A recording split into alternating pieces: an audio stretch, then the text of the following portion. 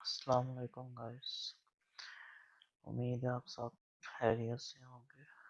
तो इस पिछली वीडियो में मैंने आपको डाटा टाइप्स के बारे में डार्ट की बताया था कुछ। तो एक और डाटा टाइप जो कि उस वीडियो में मुझे याद नहीं रहा बताने का, वो भी इम्पोर्टेंट है और वो हम इस वक्त यूज़ करते हैं जब हमें ना बताओ कि हमारी वैल्यू कौन सी है या हमें कौन सी डाटा टाइप यूज़ करनी चाहिए। स्ट्रिंग, इंटीजर, डबल, कोई भी डाटा टाइप हो हम उसके रिप्लेसमेंट में इसको यूज़ कर सकते हैं। तो ये है वॉर। वॉर मतलब variable n is equal to i और var a is equal to 3। तो हम इसको अगर प्रिंट करें, print print dot to sorry run time, हमने इसकी डाटा टाइप करनी है और प्रिंट ए और प्रिंट ए डॉट रन टाइम टाइप और सेमीकोलन। रन करेंगे तो हमें अपनी वैल्यू शो हो जाएगी कि हमने अली जो हमारी वैल्यू थी स्ट्रिंग हमारी डाटा टाइप और 3 और उसकी डाटा टाइप इंटीजर। तो इसको भी हम यूज़ कर सकते हैं। नम को जब हम यूज़ कर रहे थे तो वो सिर्फ नंबर्स के लिए था, इसको हम नंबर्स के लिए, स्ट्रिंग के लिए भी यूज़ कर सकते हैं और सब के लिए यूज़ कर सकते हैं। तो जो आज का टॉपिक था इफ कंडीशंस का, वो हम कवर करेंगे।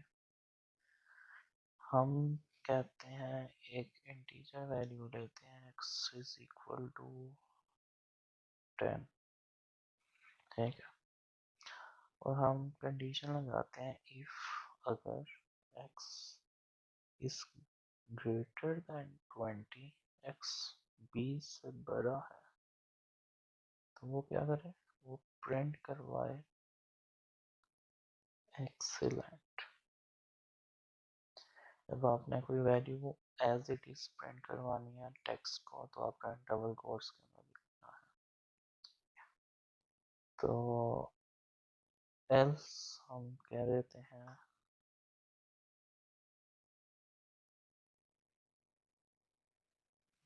Below average. तो जब इसको हम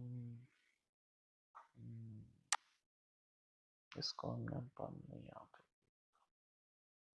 तो इसको हम रन करते हैं तो इसने आया लो एवरेज। क्यों?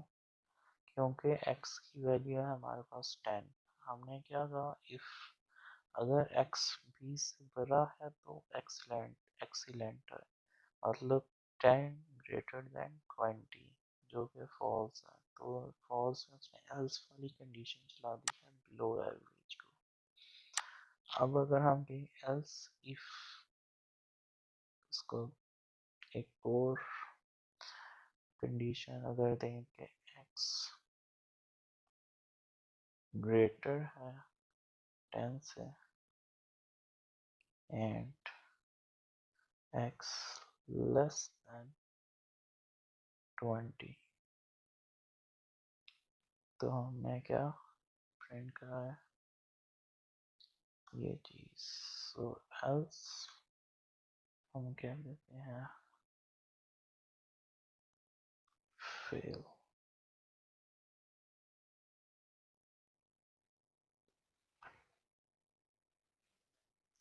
इसको जब हम रन करेंगे तो हमारे पास आएगा फेल। अगर हम इसकी वैल्यू कर दूँ 11 x की, तो हमारे पास आएगा बिलो एवरेज। अगर मैं 21 कर दूँ तो हमारे पास आएगा एक्सीलेंट। तो इस तरह से जो सी हमारी इफ कंडीशंस हैं हम यूज़ कर सकते हैं। जब हमने किसी चीज़ को कोई कंडीशन, हमने कोई मैसेज डिस्प्ले करवाना है, ये ऐसे ही है कि जिस तरह से इसकी एग्जांपल है कि अगर आप किसी जगह पे पासवर्ड, अपना ईमेल और पासवर्ड जब लगाते हैं लॉगिन करने के लिए, तो वो मैच करता है आपके ईमेल को और आपके पासवर्ड को, जो कि डेटाबेस में सेव है। अगर वो जब उसे वैल्यू मिल जाती है, वो मैच सक्सेसफुल हो जाता है, तो वो आपको लॉगिन सक्सेस का मैसेज शो करा देता है। और अगर आपका पासवर्ड या ईमेल मैच नहीं होती, तो वो आपको मैसेज देता है लॉगिन फेल या यूजर नेम नॉट करेक्ट। तो ये भी इफ कंडीशन की एक एग्जांपल है। इसके अलावा इफ कंडीशन में हमारे पास स्विच केस आता है। हम कहते हैं वर मंथ इज इक्वल टू जनवरी और हम स्विच करते हैं मंथ को। ठीक है, तो हमने क्या किया, स्विच का मतलब होता है मंथ को वो चेक करेगा हमारे केसेस के साथ। तो केस नंबर हमारा 1 है, जनवरी। हम प्रिंट करते हैं कोल्ड और ब्रेक। ब्रेक का मतलब ये यहाँ तक अगर इसको मिल गई है कंडीशन, तो ये ब्रेक करके इस स्विच के लूप से बाहर आ जाएगा।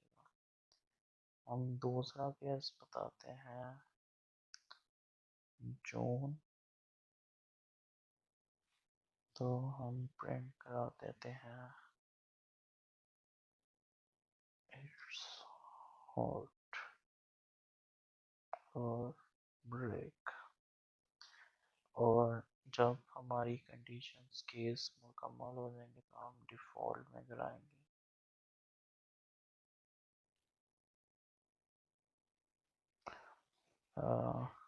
आई डोंट नो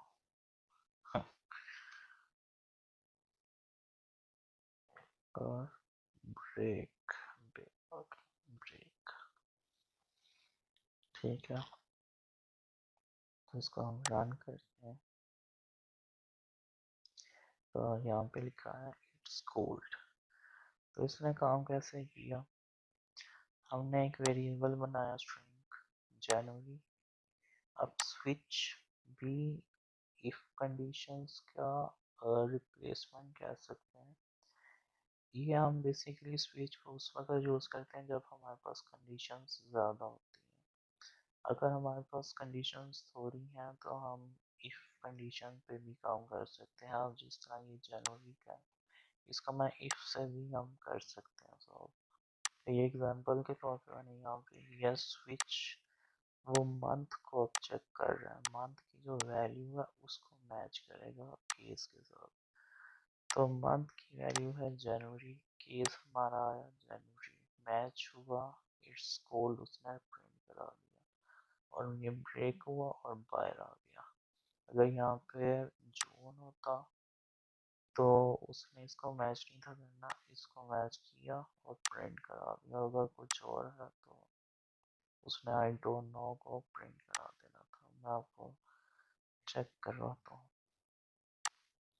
जब हमने जून किया तो हो गया इट्स हॉट, और जब हमने मई किया तो आई डोंट नो।